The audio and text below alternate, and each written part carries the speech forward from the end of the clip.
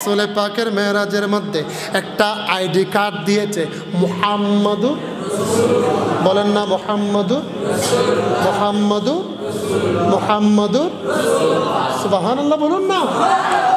আল্লাহর রাসূলের ID card নূরের পর্দা বরাবর যখন যায়, বরাবর দেখেন কানেকশন অ্যাক্সেস লেখা আসা শুরু করলো। আহলান সাহলান মারহাবান ইয়া রাসূলুল্লাহ। রাসূলকে স্বাগতম জানালো, স্বাগতম জানালো, স্বাগতম জানালো। রাসূল আমার রফরফের উপরে পা দিয়ে, রফরফের উপরে পা দিয়ে, তখন সাওয়ারি ছিল রফরফ, একটা কদম যায়, একটা কদম দিয়ে একটা নূরের পর্দা অতিক্রম হয়। যেতে যেতে যেতে যেতে যেতে যেতে যখন লামকানের মধ্যে চলে গেল, কোনো স্থানের নাম নাই, কোনো স্থানে বলেন না, কোন স্থানে। এবার আসুন সূরাতুন নজম, সূরাতুন, কালকে সকালে যেন আবার ওয়া মেরাজের নাম দিয়ে কিচ্ছা হয়ে গিয়ে দে ইয়ান যেন ওনারা হই না পারে। ওয়া কেল গো জনাব সাফুজু সূরাতুন নজম ফাকানা কাবা কাউসাইনি আও আদনা, সুবহানাল্লাহ, ফাকানা কাবা কাউসাইনি আও আদনা। ইয়া রাসূলুল্লাহ, আমি আপনাকে এত কাছে আনতে লাগলাম, কাছে আনতে লাগলাম, কাছে আনতে লাগলাম। ফাকানা কানা কাবা কাউসাইনি আও আদনা, আরো কাছে, আরো কাছে, আরো কাছে। আও আদনা মানে হলো একটা দনুক আধ ইঞ্চি জায়গা, কয় ইঞ্চি? তীরের দনুক কয় ইঞ্চি জায়গা? আধ ইঞ্চি জায়গা খাই। একটা কুদরতের, আল্লাহ পাকের কুদরতের হাঁটুর সাথে আল্লাহর রসুলের কুদরতি হাঁটু মুবারক একদম বাজানো বাজানো অবস্থায় দেখা সাক্ষাৎ করে দিয়েছেন। আরেকটা আওয়াজ বলুন সুবহানাল্লাহ।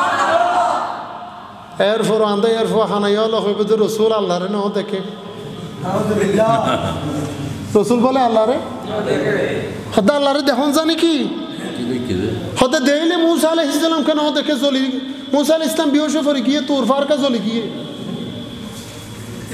আর মুসা আলাইহিস সালাম তো ইন্নী আরা, আমি দেখতে চাই বলেছে, আর রাসূলকে বলেছেন সুবহানাল্লাযী আসরা বিআবদিহি, আমি আমার প্রিয় মাহবুব নবীকে সফর করিয়ে মেরাজ করার জন্য, দেখার জন্য পাগল হয়ে গেছি। আমি আমার রাসূলকে দেখতে চাই। আর মূসা নবী বলে আমি আল্লাহ তোমাকে দেখব, তোমাকে দেখব। আল্লাহ বলে লান তারানি, ও মূসা দেখতে পারবে না। আমার রাসূল আল্লাহকে দেখতে চাই নাই, দেখতে চাই নাই, কারণ আমার রাসূল জানে আল্লাহ আমার প্রিয় রাসূলকে না দেখে থাকতে পারবে না। জান্নাতের দুলহা নবী, আটকানা জান্নাতের মালিক নবী, হাউজে কাউসারের মালিক নবীকে জান্নাতের দুলহা বানিয়ে, জান্নাতের দুলহা বানিয়ে মেরাজে নিয়ে গিয়ে আল্লাহ সরাসরি দিদার দিয়ে দিয়েছেন। এই জন্যই তো সিদ্দিক আকবরকে যখন এক ব্যক্তি প্রশ্ন করলো, ইয়া আবু বকর সিদ্দিক, আল্লাহর রসুলকে কি কেউ দেখেছেন? রসুলকে কি কেউ দেখেছেন? সিদ্দিক আকবর বলে কল্লা, না রসুলকে কেউ দেখে নাই। তো কি বলেন, আমার আপনার সামনে যে রসুল থাকে, বলে আসলে রসুল কি এটা একমাত্র আল্লাহই জানে। সুবহানাল্লাহ, রসুল কি আল্লাহ জানে। মুহাম্মদ মুস্তাফা क्या है,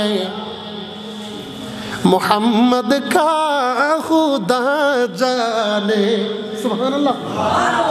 मकामे मुस्तफ़ा क्या है, मकामे मुस्तफ़ा क्या है, खुदा की अज़मत क्या है, मोहम्मद मुस्तफा जाने। সুবহান, আরেকটু আওয়াজে বলুন আসলে রসুল কি এটা একমাত্র জানেন কে? বলেন না জানেন কে? আরেকটু আওয়াজে বলেন জানেন কে? সিদ্দিক আকবর রসুলের দরবারে আসলো, নবীকে সিদ্দিক আকবর দেখলো, মন ভরে দেখলো, আল্লাহ রসুলের প্রশংসা করলো, ইয়া রাসূলুল্লাহ, ইয়া হাবিবাল্লাহ, নবী গো, ইয়া রাসূলুল্লাহ, আল্লাহর কসম করে বলছি, ওয়াল্লাহ ওয়াল্লাহ ওয়াল্লাহ আল্লাযী নাফসি বিয়াদিহি, যে আল্লাহর কুদরতের হাতের মধ্যে আমি আবু বকর সিদ্দিকের জান, ফিদাকা লি আবি ওয়া উম্মি, আপনার কদমের নিচে আমার মা বাপ কুরবানি হোক।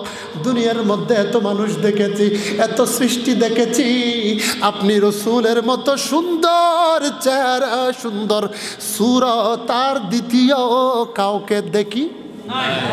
সুবহানাল্লাহ বলুন না। আমার আলোচনা একদম শেষ প্রান্তে।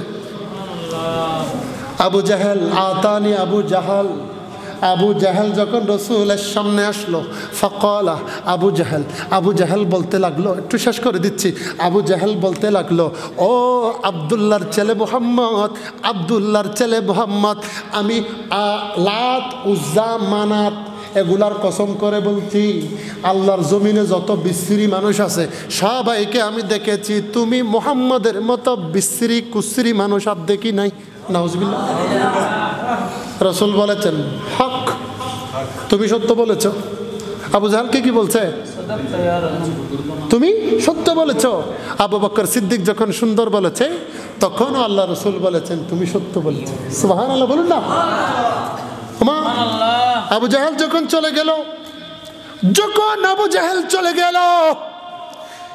সাহাবায়ে কেরাম বলে, ইয়া রাসূলুল্লাহ, সিদ্দিক আকবর বলেছে আপনি নবী সুন্দর, আপনি বলেছেন সাদ্দাক্তা, আপনি সত্য বলেছেন। আবু জাহেল যখন বলেছে আপনি নবী বিশ্রী কালো, আপনি বলেছেন সাদ্দাক্তা, আপনি সত্য বলেছেন। ইয়া রাসূলুল্লাহ, কেন কি কারণে আপনি এই কথা বললেন? আল্লাহর রাসূল বলেন, আমি হলাম কুদরতের আয়না, আল্লাহর কুদরতের নবুয়তে, আমি হলাম নবুয়ত রাসালতের আয়না, নারে রাসালতের পয়গামের আয়না। আমার দিকে যে দেখবে সে তার চেহারা দেখতে পাবে। আমার দিকে যে তাকাবে সে তার চেহারা দেখবে। আবু বকর সিদ্দিকের শরীরের ভিতরে নবীর নূর আছে, নবীর মুহাব্বতের নূর আছে। আবু বকর সিদ্দিককে নিজেকে দেখেছে। আবু জাহেলের মধ্যে কুফরির অন্ধকার আছে, সে যখন নবীর দিকে তাকিয়েছে আসলে রসুলকে দেখে নাই, আবু জাহেল নিজের সুরতকে দেখেছেন। ঠিক না বেঠিক? ঠিক না বেঠিক? তো বেয়াদবরা তারা নিজেকে রসুলের মতো দেখে। তারা নিজেকে কার মতো দেখে? হযরত রাসূল আরার মতো মানুষ। নাউজুবিল্লাহ গরজা হই বান্দে না, নাউজুবিল্লাহ গরজা হই বান্দে না। রাসূল আমাদের মতো মানুষ বলে যে, ভাইফুত তোর নিজের জন্ম দিয়া ফেফুয়া পর্যন্ত তোর মতো নয়, রাসূল কেন আর মতো? আনার বাচ্চা আনার চেহারার মতো না, আনার একখান ফিঙ্গার প্রিন্ট বুঝি পাল্লা হইত বা হ্যাঁ ওনারা কেন করি বুঝাই গরর ফুয়া বলে হইত দিয়ে আতর ওলোর ভিতরে যে ফিঙ্গার আছে না নাই জিয়ান সিম বাবার ঘর নিয়ান কি আর ফিঙ্গার না ওনার ফিঙ্গার, ওনার নিজের ফুয়ার রক্তর ফুয়া ওনার জন্ম দিয়ে দিলাম বাপর ফিঙ্গার হইলেও কি সিম তুলিতে পারিব না? একজনেরা তোর ফিঙ্গার লই আর একজনেরা তোর ফিঙ্গার মিল নাই, তেহদের নবী আর মতো। একজনের চেহারা লই আর একজনের চেহারা মিল নাই, তেহদে নবী আর মতো। আর ভাই ভূত বেয়া হল দে তেল্লাই ওটা তুই না বুঝত দে। আল্লাহর কোরআনত কি হই আনসা ওয়াদ-দুহা ওয়াল-লাইলি ইযা সাজা। আল্লাহ বলেছেন ইয়া রাসূলুল্লাহ আপনার চেহারা যখন সকালবেলা বের হয় আমি ওই চেহারার শপথ কোরআনের মধ্যে করে দিয়েছি। ওয়াল-লাইলি ইযা সাজা, আপনি রাসূলের কালো কালো চুল মুবারক গুলা যখন রাত্রিবেলা মিশে যায়, কালোর সাথে যখন মিক্স হয়ে যায়, আমি ওয়াল-লাইলি ইযা সাজা গভীর কালো অন্ধকার চুল মুবারকের শপথ করে ফেলেছি। ওয়াশ-শামসি ওয়া-দুহাহা ওয়াল-কামারি ইযা তালাহা। আল্লাহ কোরআনের মধ্যে বলেছেন আপনার চেহারা মুবারকের শপথ, যে চেহারার পিছে পিছে আব্দুল কাদের জিলানী তাকে ওই আব্দুল কাদের জিলানীরও শপথ। ওয়াল-কামারি ইযা তালাহা মানে এখানে তাফসীরের মধ্যে আছে আব্দুল কাদের জিলানী আল্লাহ রসুলের সুন্নত মতো চলেছেন, তরিকা মতো চলেছেন, কাদেরিয়া তরিকা মতো চলেছেন। এই জন্য বলেছেন এখানে কমর মানে গোসে পাক শাহনশাহ বাগদাদ উচ্চ আওয়াজে বলুন সুবহানাল্লাহ। নবী ওলি দরকার আছে না নাই? নবী ওলির দরকার আছে না নাই? আমি একটা কোরআনে পাকের আয়াত তেলাওয়াত করেছিলাম, আমি একটা কোরআনে পাকের আয়াত তেলাওয়াত করেছিলাম, আন-নাবিয়্যু আওলা বিল মুমিনিনা মিন আনফুসিহিম। আল্লাহ ঘোষণা করে বলে, ইয়া রাসূলুল্লাহ, নবী আপনি আমার উম্মতের কত কাছে জানেন? উম্মতের কত কাছে নবী? আল্লাহ ফতোয়া দিচ্ছেন, মোল্লা বিরোধিতা করে কোনো কিছু করতে পারবে না। আল্লাহ বলে দিচ্ছেন আওলা, আন-নাবিয়্যু আওলা আল আকরাব। আওলা মানে আল আকরাব বিল মুমিনিনা মিন আনফুসিহিম। বাটফারের কাছে নয়, মুনাফিকের কাছে নয়, বেঈমানের কাছে নয়, মালাউনের কাছে নয়, রাসালত বিরোধীর কাছে নয়, মুমিন যারা আছে মুমিনের জানের থেকেও বেশি কাছে। সুবহানাল্লাহ। হাদিস বলেছিলাম, শাফাআতি লিআহলিল কাবাইর মিন উম্মতি, এটা আমি হাদিস পড়েছিলাম।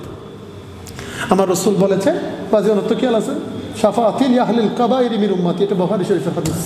রাসূল পাক বলেছেন, কবিরা গুনাহকারীদের জন্য আমি নবীর শাফাত ওয়াজিব থাকবে। সুবহানাল্লাহ। 5 ওয়াক্ত নামাজের দরকার আছে না নাই? আল্লাহর ঘরের দরকার আছে না নাই?